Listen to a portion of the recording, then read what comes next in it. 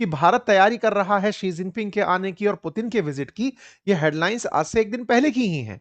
लेकिन इसी बीच में जिस तरह का रवैया भारत सरकार अपना रही है, जिस तरह से अमेरिका आए दिन अपने ऊपर प्रेशर डालता चला जा रहा है, कयास ये लगाए जा रहे हैं कि ये दोनों ही बंधु शायद लास्ट मोमेंट पर आने से इनकार कर दें। ऐसा क्यों? आज के सत्र में वही हम आप और डिस्कस करने वाले हैं। क्योंकि अमेरिका के जो प्रयास हैं कि ब्रिक्स सर्वाइव ना करे, आप पूछेंगे ऐसा क्यों है? क्योंकि अमेरिका जहां खुद एक और नाटो को कॉम्प्रोमाइज पा रहा है, उसके समूह जो खुद बने हुए हैं वो ढंग से काम नहीं कर पा रहे, तो उसके मन में एक भाव है कि ब्रिक्स सर्वाइव ना कर जाए। अब आप पूछेंगे ये क्या भाव हुआ, उसके मन में ये क्यों आएगा कि ब्रिक्स सर्वाइव ना करे? तो आज बने रहिए इसके ऊपर डिटेल साथियों। सबसे पहली चर्चा ब्रिक्स की कर लेते हैं। ब्रिक्स है क्या? तो असल मायने में दुनिया भर के अंदर तमाम प्रकार के गुट बन रहे थे। अमेरिका जब सेकेंड वर्ल्ड वॉर के बाद आगे बढ़ा तो उसने सोचा कि मैं लाइक माइंडेड लोगों को एक साथ बिठाऊंगा, जिनके साथ कभी भी युद्ध करने की नौबत आए तो मिलकर के किसी से लड़ लेंगे। इसे नाटो कहा गया। दूसरी ताकत उस समय निकली थी रूस, जो कि सोवियत रूस हुआ करता था। उसने अपना एक वारसा ट्रीटी ऑर्गेनाइजेशन डब्ल्यूटीओ नाम से ऑर्गेनाइजेशन बनाया, लेकिन वो सरवाइव नहीं कर पाया। 1991 के अंदर वो गुट टूट गया। डब्ल्यूटीओ तो टूटा ही टूटा, यूएसएसआर खुद 15 देशों में टूट गया। तब से रशिया अमेरिका के सामने खासा बड़ा देश नहीं बना। लेकिन हाँ, उसके बाद तय ये हुआ कि दुनिया की उभरती हुई ताकतें, जिनके पास बड़ी जनसंख्या है, बड़ा मैन पावर है, जिनके पास में किसी ना किसी प्रकार से डेमोग्राफिक डिविडेंट है, ये देश भविष्य में तय करेंगे कि दुनिया का कौन सा देश आगे बढ़े। इसी संकल्पना के आधार पर ब्राजील, रूस, इंडिया और चाइना, इनके साथ मिलकर के एक समूह बना जिसे ब्रिक्स नाम दिया गया। ये 2009 की बात है, जब चार देश शुरुआत में मिले थे। नाम BRIC डला। एस साउथ अफ्रीका के साथ बना, जो 2010 में जुड़ा। इसके बाद धीरे धीरे कुछ और देश इसमें जुड़ते चले गए। 2024 में मिस्र, इथोपिया, ईरान और यूएई जुड़े। जुड़कर कुल देश 9 हो गए। 2025 में इंडोनेशिया और सऊदी अरब जुड़े। कुल मिलाकर 11 देश हो गए। आज ब्रिक्स में कुल 11 परमानेंट मेंबर हैं। बाकी पार्टनर कंट्रीज शामिल होती हैं। हालांकि सऊदी अरब ने अभी तक इसे ऑथराइज नहीं किया। ऑथराइज से मतलब अपनी तरफ से अलाउ नहीं किया कि साहब इसके अंदर हम आएंगे या नहीं आएंगे। तो उसका मामला बड़ा डाइसी सा रहता है। तो अब आप ये समझिए कि 10 देश हैं जिसके पास दुनिया का लगभग 33% भूभाग है। मतलब ये वो देश हैं जो दुनिया की उभरती हुई ताकत है, और दुनिया में अपनी बात अगर ये कुछ रखें तो अमेरिका को असर पड़ता है। अब उसका मैं आपको उदाहरण देता हूं। पिछली बार ब्राजील के अंदर हो रही थी ब्रिक्स समिट, और उस ब्रिक्स समिट के अंदर लूला अध्यक्षता कर रहे थे, और उस समिट में पुतिन को जाना था। लेकिन उस समय आईसीसी ने, इंटरनेशनल क्रिमिनल कोर्ट ने, इनके खिलाफ एक अरेस्ट वारंट जारी कर दिया था। ऐसे में पुतिन जाना छोड़ दिए। शी जिनपिंग भी नहीं गए, कहे कि हमारी व्यस्तताएं हैं। तो ब्रिक्स में ये दोनों लीडर नहीं पहुंचे। भारत के प्रधानमंत्री पहुंचे थे। इन दोनों ने अपनी तरफ से अपने रिप्रेजेंटेटिव्स, किसी ने प्रधानमंत्री को तो किसी ने विदेश मंत्री को भेज दिया था। ये बीते साल 2025 की तस्वीर है। इस साल भारत अध्यक्षता कर रहा है ब्रिक्स की। तो भारत अध्यक्षता कर रहा है तो भारत से मिलने के लिए तमाम राष्ट्र अध्यक्ष भारत आएंगे। तो जब ये भारत आएंगे तो वो तारीख 12-13 सितंबर 2026 होगी। जब भी ये राष्ट्राध्यक्ष आते हैं तो केवल ये फोटो अपॉर्चुनिटी के लिए नहीं आते हैं। इस दौरान तमाम राष्ट्राध्यक्षों से पहले ही उनके जितने भी विभाग हैं, फाइनेंस है, डिफेंस है, रक्षा, एनएसएज हैं, कल्चरल मिनिस्टर्स हैं, फॉरेन मिनिस्टर्स हैं, ये सभी लोग साल भर मिलते रहते हैं, सो दैट जब ये लोग आए तो अगर किसी एग्रीमेंट पर साइन होना हो तो फाइनल हस्ताक्षर हो जाए। वो लोग साल भर में चक्कर काटते रहते हैं। जैसे अभी भी जब ये मीटिंग सितंबर में होगी, उससे पहले भी हमारे देश में एनएसए लेवल की बैठकें हो चुकी हैं, फॉरेन मिनिस्टर लेवल की बैठक हो चुकी है, कल्चर मिनिस्टर की हो चुकी हैं, कमर्स मिनिस्टर्स की हो चुकी हैं। सब लोग मीटिंग्स कर चुके हैं। ठीक है।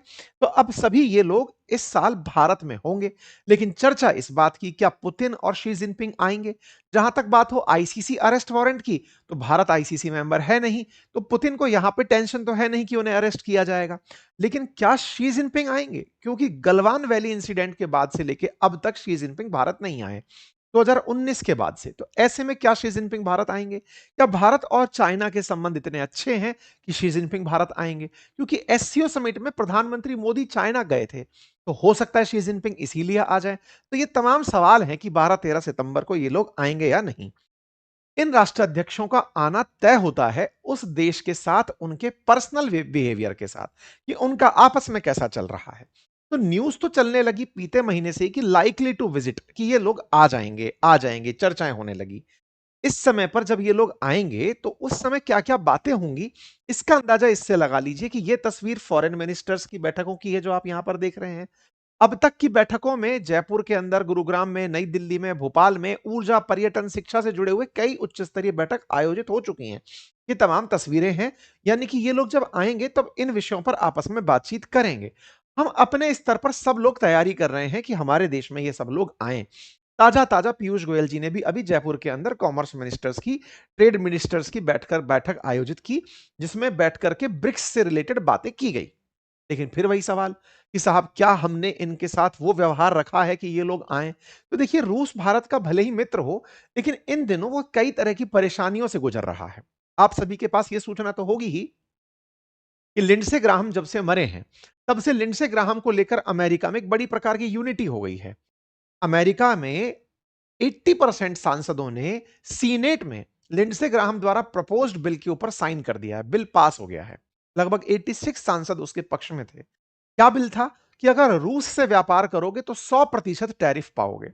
सीनेट ने पारित कर दिया तो लीडर ऑफ जो रिप्रेजेंटेशन है, जहां पर इनका दूसरा जो लोकसभा सदन है जो अमेरिका का, वो भी पास कर ही देगा, रिप्रेजेंटेटिव सदन जो है।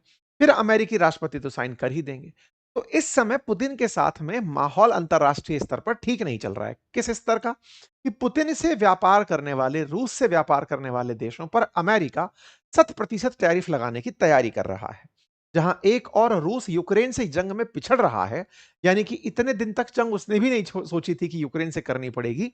आए दिन जो उसको जिस तरह के हालात देखने को मिल रहे हैं, उसका असर अब उसकी इकोनॉमी पर दिखने लगा है।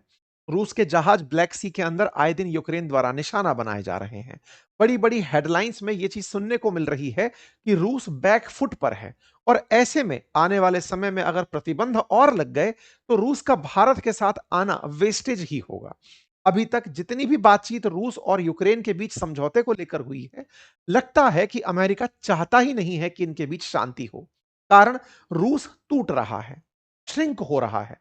3% से ज्यादा जीडीपी, 0.3% इनकी जीडीपी जनवरी से लेकर मार्च के बीच में गिर चुकी है। जीडीपी की ग्रोथ रेट अगर आप देखें, तो जहां पहले युद्ध के बाद में जीडीपी के अंदर ग्रोथ देखी जा रही थी, रूस तेल बेच करके लाभ कमा रहा था, अब वो डिक्लाइनिंग फेज में आ चुका है। अमेरिका जिस प्रकार से आक्रामक हुआ है कि इन्हें युद्ध में उलझाए रखो, इनके डिफेंस खर्च बढ़ने दो, इनकी तरक्की को रोक दो, इनके व्यापार को रोक दो, उसका असर फर्स्ट क्वार्टर में ही 2026 के अंदर दिखाई देगा, जब रूस की जीडीपी नीचे गिरते हुए दिखाई दी।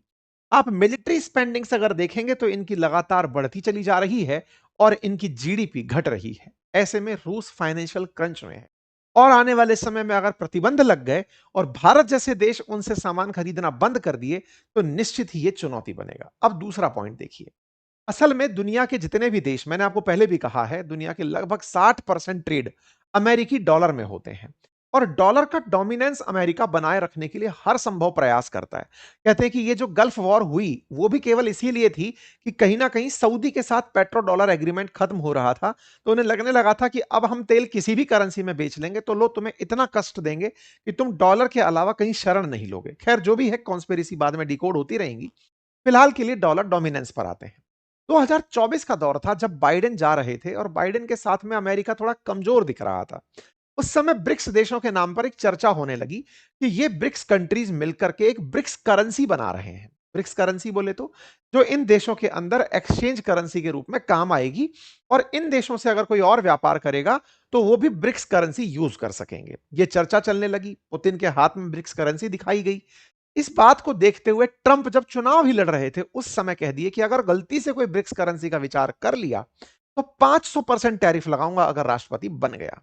और ट्रंप राष्ट्रपति बन गए, और वो तब से इस बात को लेकर के अब तक जिद में है कि अगर किसी ने ब्रिक्स करेंसी या डी डॉलराइजेशन की चर्चा कर दी, यानी डॉलर हटा करके ब्रिक्स करेंसी लाने की बात कर दी, तो मुझसे बुरा कोई नहीं होगा। ट्रंप ने फिलहाल 100% टैरिफ ब्रिक्स करेंसीज पर, ब्रिक्स देशों पर इसलिए लगाने की धमकी दी कि यदि तुमने डॉलर हटाने की बात की तो फिर मुझसे बुरा कोई नहीं।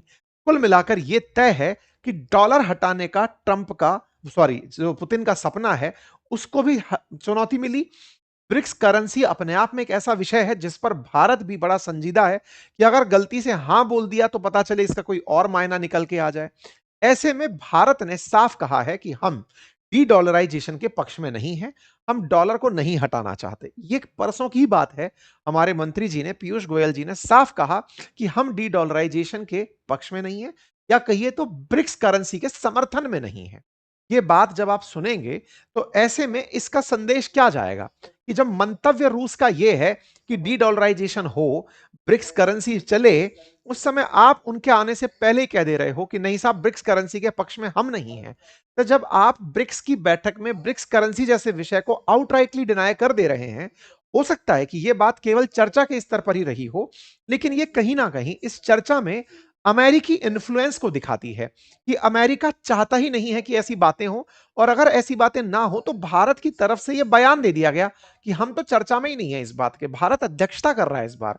और जब आप ऐसा बोलते हैं तो संभावनाएं घट जाती हैं कि पुतिन आने के बारे में विचार करेंगे। आज दुनिया भर के जो ब्रिक्स कंट्रीज हैं, उनका अधिकांश पेमेंट चाइनीज युआन में हो रहा है। इंटरेस्टिंग फैक्ट अगर आप देखें तो भारत का जो व्यापार ब्रिक्स करेंसीज कंट्रीज के साथ है वो बड़े नंबर पर हो रहा है। आपके सामने अगर मैं फैक्ट फिगर बताऊं तो हम लोग ब्रिक्स कंट्रीज में टोटल ट्रेड, चाइना के साथ ट्रेड डेफिसिट में, रूस के साथ ट्रेड डेफिसिट में, यूएई के साथ ट्रेड डेफिसिट में, सऊदी के साथ ट्रेड डेफिसिट में, इवन इंडोनेशिया जिससे गाड़ियों का तेल नहीं अपने लिए तेल मंगाते हैं, हम पाम ऑयल मंगाते हैं, उससे भी हम ट्रेड डेफिसिट में हैं। एक साउथ अफ्रीका है, उसके साथ भी ट्रेड डेफिसिट में है। इकलौता ब्राजील कंट्री जिससे 1 आध बिलियन डॉलर के फायदे में रहते हैं। हम ब्रिक्स कंट्रीज में होकर के भी नुकसान में हैं। हमको डॉलर जो कमा के लाना होता है वो इनको ही देना होता है। फिर भी हमने आगे से निकलकर आगे से कहा कि हम डॉलर के पक्ष में हैं, हम ब्रिक्स करेंसीज के पक्ष में नहीं हैं।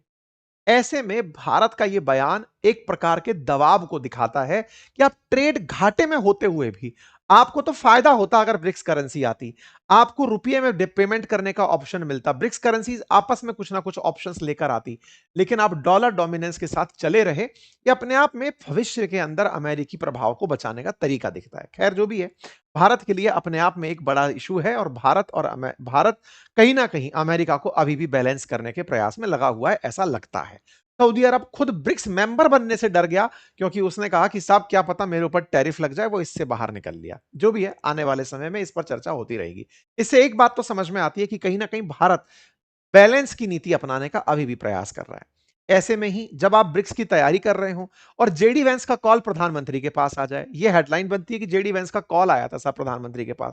प्रधानमंत्री ने ट्वीट करके बताया, एक्सटर्नल अफेयर मिनिस्ट्री की तरफ से जानकारी निकल कर आई कि जेडी वेंस साहब का कॉल रिसीव हुआ था और प्रधानमंत्री ने उनके जो नया बच्चा हुआ है उसको बधाई दी है साहब। तो इस तरह की बातें चल रही हैं। ये दर्शाता है कि भारत कहीं ना कहीं नो रिस्क जोन में चल रहा है, अमेरिका के साथ ट्रेड डील को फाइनल करने में चल रहा है। टेंशन ये है कि रूस के प्रेम के चलते वो 100% लिंडसे वाला जो बिल है वो ना आ जाए, वो हमको और एडिशनल टैरिफ देकर जाएगा। तो भाई इनका तो मुझको डाउटफुल मामला लगता है। अब इनकी बात कर लेते हैं, क्या ये आएंगे? तो देखिए, भारत और चीन के बीच में व्यापार तो बढ़िया है, लेकिन अंतरराष्ट्रीय बॉर्डर पर कहीं ना कहीं क्राइसिस मचा हुआ है, ये आप भी जानते हैं। भारत चीन के बॉर्डर्स वेस्टर्न कॉरिडोर सेक्टर पर, सेंट्रल सेक्टर पर और ईस्टर्न सेक्टर पर हम लोगों के बीच में विवाद बना हुआ है।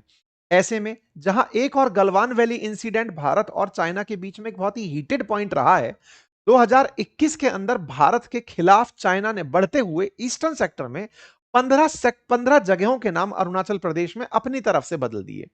मतलब समझिए कि जहां एक और हम यहां पर तो इनके साथ गलवान वाला मामला लड़ ही रहे हैं, ये जो पूर्वी एरिया है ना अरुणाचल प्रदेश वाला, इस अरुणाचल प्रदेश वाले एरिया को चाइना अपना मानता है। चाइना मानता है कि जो तिब्बत का क्षेत्र है जिसके ऊपर चाइना का कब्जा है, उस तिब्बत का ही क्षेत्र अरुणाचल प्रदेश है, और भारत उस अरुणाचल प्रदेश को अपना मानकर बैठा है। चीन कहता है कि वो मेरा जेनेंग रीजन है, जेनेंग इनके क्षेत्र का नाम है, और बोले ये क्षेत्र मेरा है, भारत का जबरन इस पर कब्जा है। ये चाइना का अपना स्टैंड है। अरुणाचल प्रदेश को अपना बताने के चलते लगातार कई सालों से चाइना इन क्षेत्रों को रीनेम करता रहता है, कुछ जगहों के नाम बदलता रहता है। जैसे 2021 के अंदर अगर आप देखें तो चाइना ने 15 जगहों के नाम बदले, 2023 में देखें तो 11 जगहों के नाम बदले अरुणाचल प्रदेश के, 2024 में उसने फिर से नाम बदल दिए। भारत की तरफ से फिर इसका मना किया गया कि नहीं साहब, हम इन चीजों का बर्दाश्त नहीं करेंगे।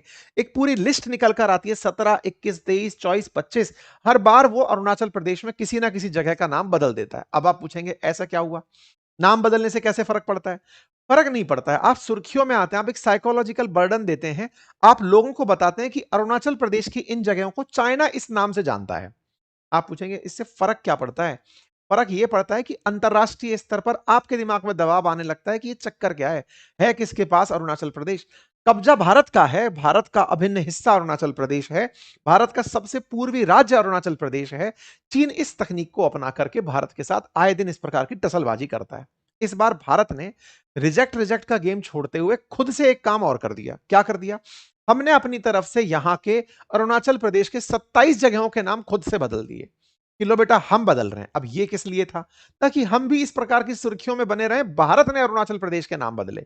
अरुणाचल प्रदेश में 27 जगहों के नाम हमने अपनी तरफ से बदलकर एक लिस्ट जारी कर दी कि हम इन जगहों को किस किस नाम से जानेंगे। अपनी तरफ से ज्योति नगर, जसवंतगढ़, रामनगर, तैरित नगर, जयरामपुर, इस प्रकार से हमने यहाँ के नाम रख दिए। अरुणाचल प्रदेश में जैसे ही हमने ये काम किया, उसके बाद में चाइना को मिर्ची लग गई कि तुम ये कैसे कर सकते हो? हम चाहते ही थे कि तुम्हें बुरा लगे। ये जो मैकमोहन लाइन बनी हुई है तिब्बत और भारत के बीच में, तिब्बत चाइना के कब्जे में है और उनका मानना है कि तिब्बत के साथ मैकमोहन के टाइम पर आप लोगों के बीच फैसला हुआ था 1914 के अराउंड। चाइना कहता है कि हम उसे नहीं मानते। क्यों नहीं मानते? बोले उस समय तिब्बत इंडिपेंडेंट था ही नहीं, उसने फैसला कैसे ले लिया? चाइना का हिस्सा था तिब्बत, हमसे बिना पूछे मैकमोहन लाइन का फैसला कैसे कर लिया? हमने अपना कब्जा 1950 में दुनिया वालों को बता दिया कि तिब्बत हमारा है, तो फैसला तो हम करेंगे कि ये क्षेत्र हमारा है कि किसका है।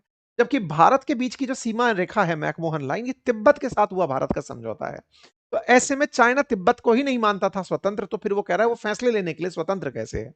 इसलिए चाइना लाठी के दम पर अरुणाचल प्रदेश को अपना बताता है और अपना बताते हुए इन सभी क्षेत्रों के समय समय पर नाम बदलता रहता है। यही कारण है कि चाइनीज मीडिया एनी टाइम पर भारत के इस प्रयास को विरोध में उतर जाती है।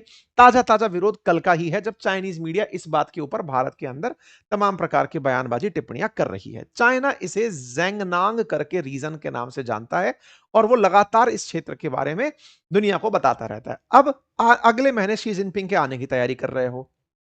एक दिन पहले चाइना और भारत एक महीने पहले चाइना और भारत इस बात को लेकर उलझ रहे हैं कि अरुणाचल प्रदेश किसका है। इन सब बातों से एक चीज क्लियर होती है कि रूस और चाइना से रिलेटेड जो मामले भारत में हो रहे हैं वो ऐसे तो हैं कि उनको लेकर के फिलहाल ये तो नहीं कहा जा सकता कि हेल्दी चल रहा है। इसीलिए मैं कह रहा हूं कि ब्रिक्स समिट में शी जिनपिंग का आना भी मुझे डाउटफुल ही लगता है। आ जाए तो बहुत ही अच्छी बात है। अंतरराष्ट्रीय स्तर पर इसका एक अलग इंप्रेशन कंसीडर किया जाएगा। लेकिन अगर अमेरिकी दबाव सही से काम कर गया तो हो सकता है कि ये दोनों राष्ट्राध्यक्ष ना आए। बाकी आप लोग इस विषय पर क्या सोचते हैं जरूर बताएं। और बाकी हाँ, इस तरह के एआई जनित वीडियो बनाना चाहते हैं, इवन प्रॉम्प्ट देने की स्किल सीखना चाहते हैं, केवल प्रॉम्प्ट ही नहीं, प्रॉम्प्ट देते कैसे हैं और तमाम चीजें, वेबसाइट कैसे बनाते हैं, कंटेंट कैसे बनाते हैं, इस तरह की वायरल वीडियोस के लिए प्रॉम्प्ट्स कैसे बनाते हैं, इस तरह का बिल्कुल ह्यूमनली एआई वीडियो कैसे बनाते हैं, ये सब चीजें अगर आप बनाना सीखना चाहते हैं तो पूरी 1 साल की वैधता के साथ मेरा एआई कोर्स आ गया है। और उस एआई कोर्स में अभी 15 अगस्त को ध्यान में रखते हुए 33% प्लस 15% का ऑफर किया जा रहा है। तुरंत जाइए और अपने आप को एनरोल कर लीजिए। डेली लाइव क्लासेस आपको मिलेंगी और अपने नॉलेज को एनहांस करना